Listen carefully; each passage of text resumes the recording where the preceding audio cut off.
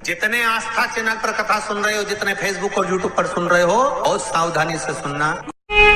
एक लोटा पानी, एक बेलपत्र, एक पुष्प, एक चावल का दाना व्यक्ति के निर्णय को बदल देता है। महाराज, उसका क्या भाव था, वो क्या, उसकी किस्मत में कितना दुख लिखा हुआ था, उस दुख को केवल उसका एक लोटा पानी उसको सुख की ओर ले जाता है। आप में से कितने लोग हैं जो शंकर जी को रोज जल चढ़ाते हैं? हाथ उठाइए। बहुत बढ़िया, रख लो, वापिस रख लो, बहुत बढ़िया। हर हर महादेव, धन्यवाद बहुत बहुत। और आप तो चढ़ाओ, साथ में अपनी अड़ोसन, पड़ोसन और पीछे वाली धड़ोसन, इनको भी कहो कि एक लोटा पानी शिव को चढ़ाने में कुछ घटता नहीं है। 3 दोष मिट जाते हैं। पहला वास्तु, दूसरा पितृ, तीसरा कालसर्प दोष। ये 3 दोष शंकर जी पर एक लोटा पानी चढ़ाने से मिट जाते हैं।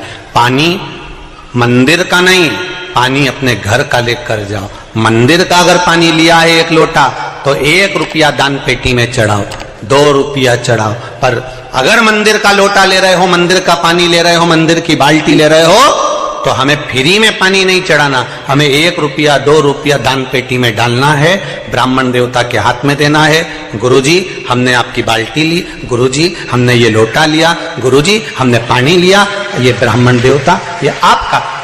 श्री शिवाय नमस्तुभ्यम। सब बोलिए एक बार जमकर, श्री शिवाय नमस्तुभ्यम। प्रैक्टिकल जरूर करना, कहीं सियोर वाला महाराज झूठ तो नहीं बोल रहा। शास्त्रों की बातें हमारे जीवन में हमें सुख प्रदान करे, इसलिए इस भाव का आनंद करते हुए आज की कथा को विराम देते हैं। श्री शिवाय नमस्तुभ्यम। मेरे चैनल को सब्सक्राइब करें, बेल आइकन प्रेस करें, जिससे कि आपको लेटेस्ट वीडियो की नोटिफिकेशन मिल जाएगी।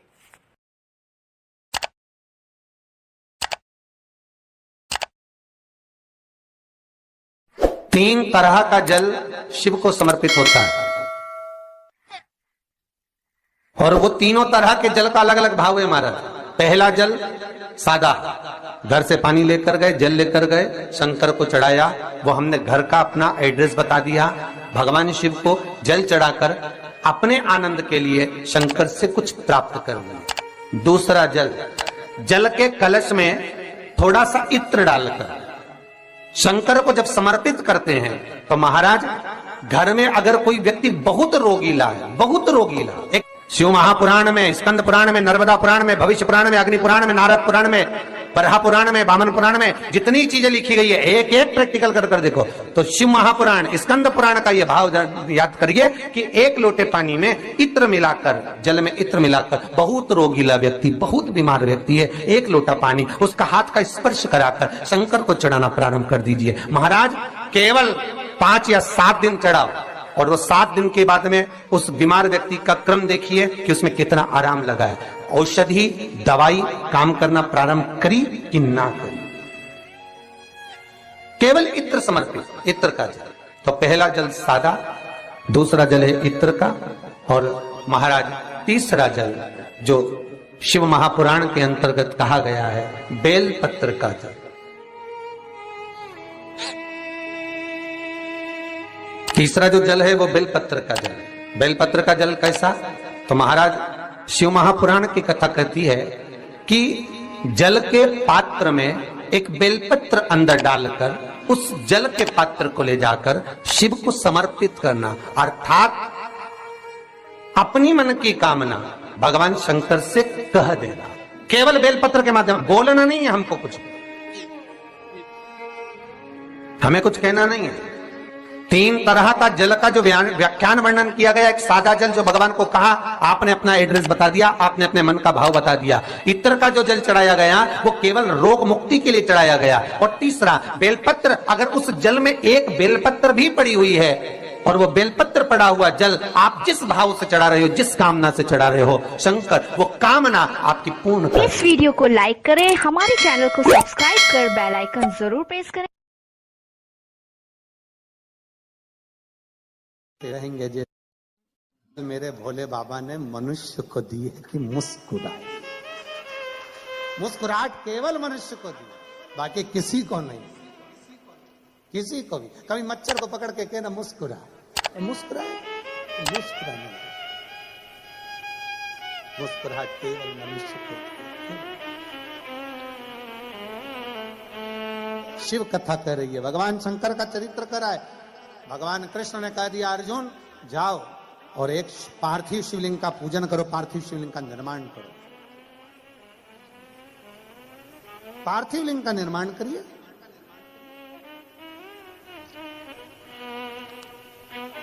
अर्जुन ने पूछा कि पार्थिव लिंग निर्माण से होता क्या? क्या होता है पार्थिव लिंग के निर्माण से? भगवान उसी समय पर कृष्ण ने कहा आज तो मैं नहीं बोलूंगा, पर अर्जुन एक समय ऐसा आएगा कि तुझे मालूम पड़ेगा कि पार्थिव लिंग निर्माण का क्या फल है। और मेरी जीजियों, मेरे जीजाओं, मेरी माताओं, मेरी बहनों, बेटियों, बेटाओं, सबसे निवेदन करूंगा 3 दिन की कथा सोमवार की अष्टमी से आप सुन रहे हो 9 तारीख से 11 तारीख तक। 11 तारीख को ये कथा विराम हो जाएगी। उसके बाद में आप 3 महीने के अंदर हमें सीहोर में लेटर लिखकर जरूर बताना कि तुमने जो पंडाल में बैठकर मांगा वो बाबा ने दिया कि नहीं दिया, बताना जरूर। आप बैठे हो कथा में, कथा श्रवण कर रहे हो, दिल से भाव से कथा सुनने के लिए आए हो, बाबा ने दिया ना दिया, क्या मांगा आपने, ये आपके ऊपर निर्भर कर।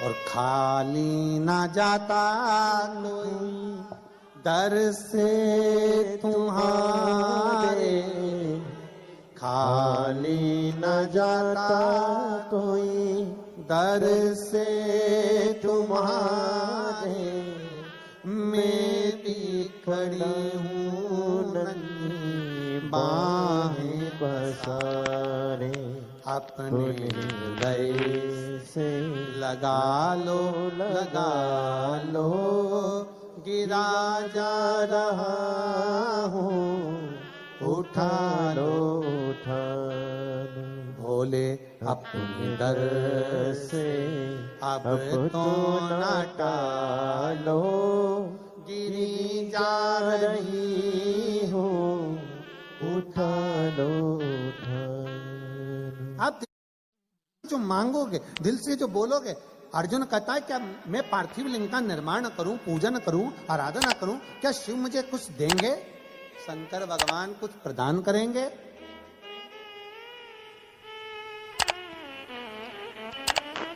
भगवान कृष्ण कहते हैं देवता देते हैं पल्ला झाड़ कर, महादेव देता है छप्पर।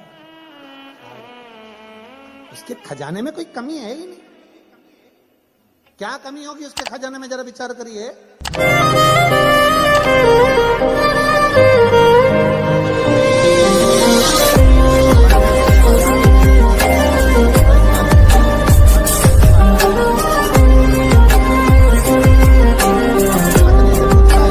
महादेव को प्रसन्न करने के लिए क्या करना पड़ेगा?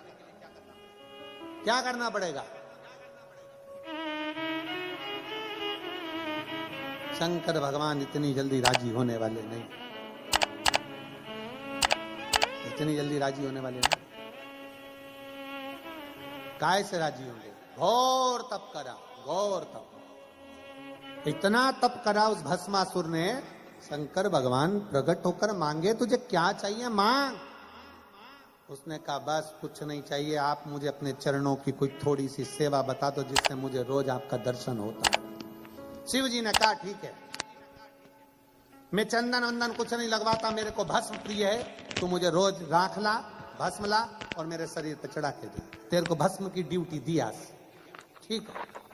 अब पत्नी रोज पति से पूछती कहाँ जा रहे हो, तो क्या भस्म लेके शंकर जी के पास जाना है। रोज भस्म ले जाता, शिव जी को चढ़ा देता, रोज ले जाता, रोज चढ़ा देता, रोज ले जाता, रोज चढ़ा देता। अब 3 दिन से मुर्दे ही नहीं आए, किसी का अंतिम संस्कार ही नहीं, फैक्ट्री बंद। भस्म कहां से आई?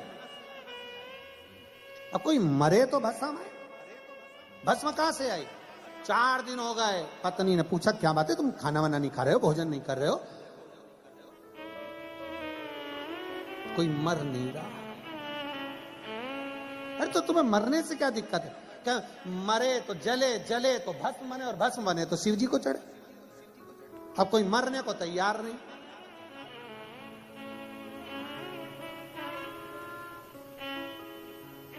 पत्नी बोली कब तक दूसरों के मरने का इंतजार करोगे? अपनी खुद की कंपनी चालू करो ना, अपनी खुद की फैक्ट्री चालू करो। पति ने पूछा कैसे? शंकर भगवान का तप करो, वर मांगो कि जिस पे हाथ रखूं वही भस्म, खुद की कंपनी जिस पे रखोगे भस्म ले जाके चढ़ा देना भोलेनाथ को। वाह वाह वाह, पत्नी ने क्या सुंदर विचार कहे, कितनी सुंदर राय दी। पति खुश हो गया, तेरे बराबर मेरे लिए कोई नहीं सोच सकता। पर पत्नी में इतनी अकल नहीं थी, एक आध दिन तेरे को गले लगा लिया तो तू भी बस, इतनी अकल। अरे मांगो शंकर जी से, शंकर जी का तप करा, बाबा वर दीजिए। बाबा ने पूछा कौन सा वर? जिस पे हाथ रखूं वही भस्म। शंकर जी भी अलमस्त में बैठे हुए थे, इसको देखकर भर भी दे दिया।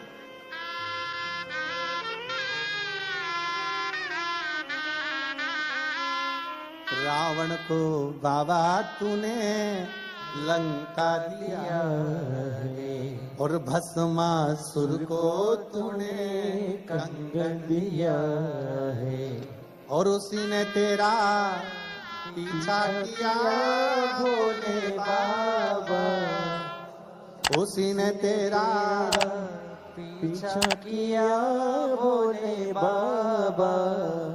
मतवाले रखवाले, मतवाले रखवाले, बमा बम भोले शंकर, गले में नाग भयंकर, बमा बम भोले शंकर, गले में नाग भयंकर। ओ बमा बम भोले शंकर, गले में नाग भयंकर, बमा बम भोले शंकर, गले में नाग भयंकर।